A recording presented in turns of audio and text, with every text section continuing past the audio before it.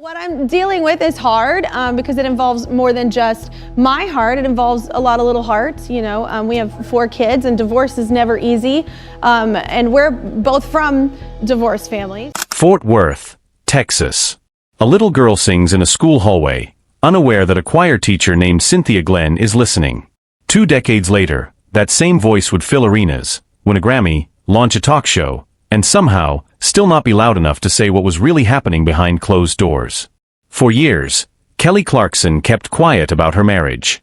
Now, piece by piece, through interviews, court records, and her own music, the full picture has come into focus. This is the story fans thought they already knew, and the parts they never did. When Kelly Clarkson won the first season of American Idol in September 2002, she became something the entertainment industry hadn't fully planned for. A genuine artist wrapped inside a reality television format.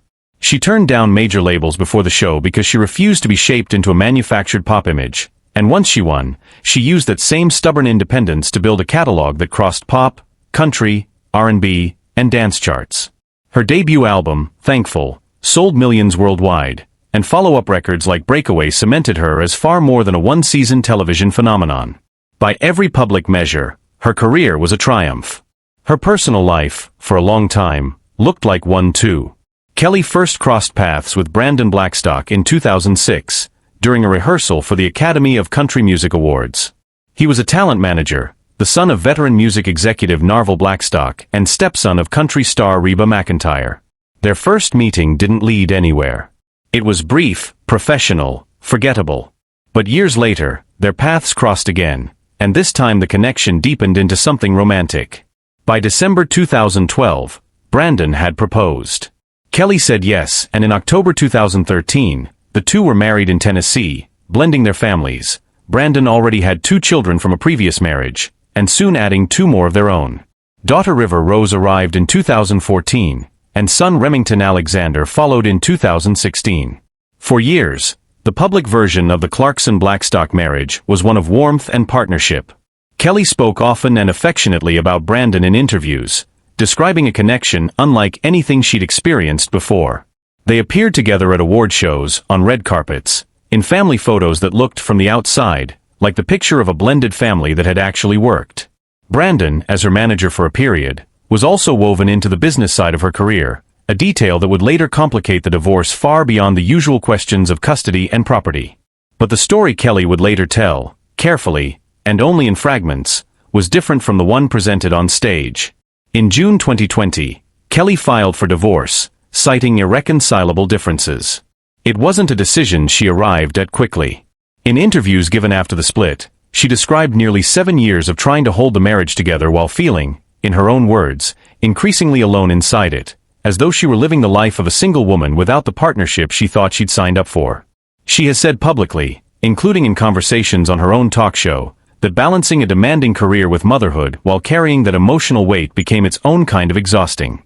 What followed the filing was not a quiet uncoupling. It became one of the more complicated celebrity divorces in recent memory, playing out across nearly 2 years of legal filings. Central to the fight were spousal support, child custody, and perhaps most publicly contentious of all, the fate of the family's Montana ranch.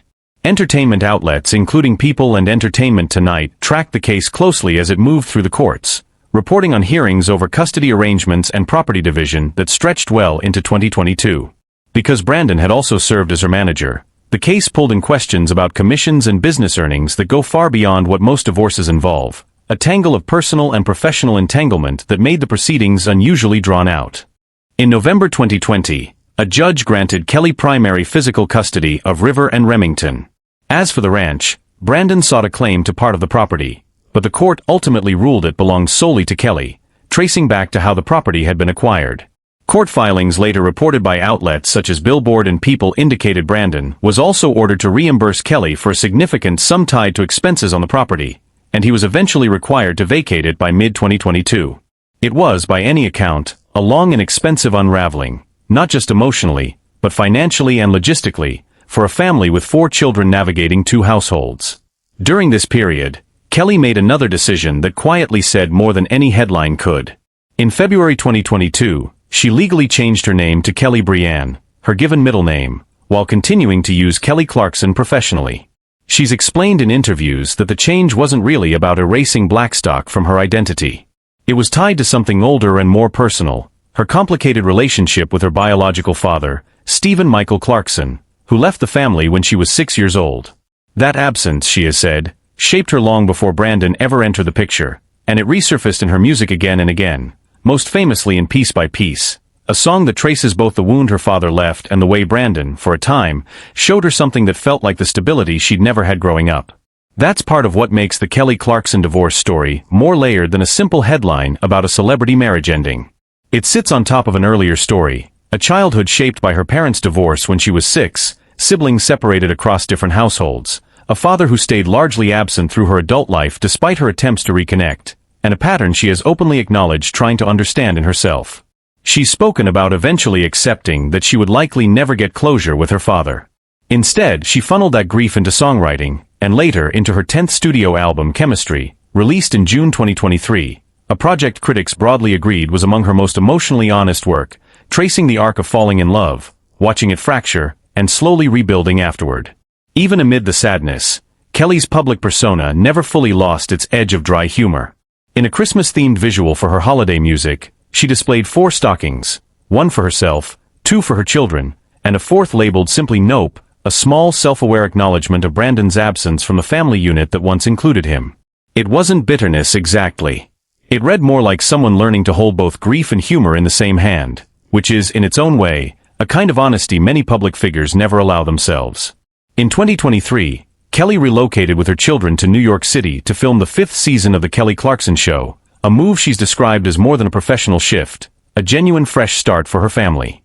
She has spoken about embracing life as a single mother, about her children telling her they'd prefer she stay single for now, and about respecting that boundary rather than rushing into something new.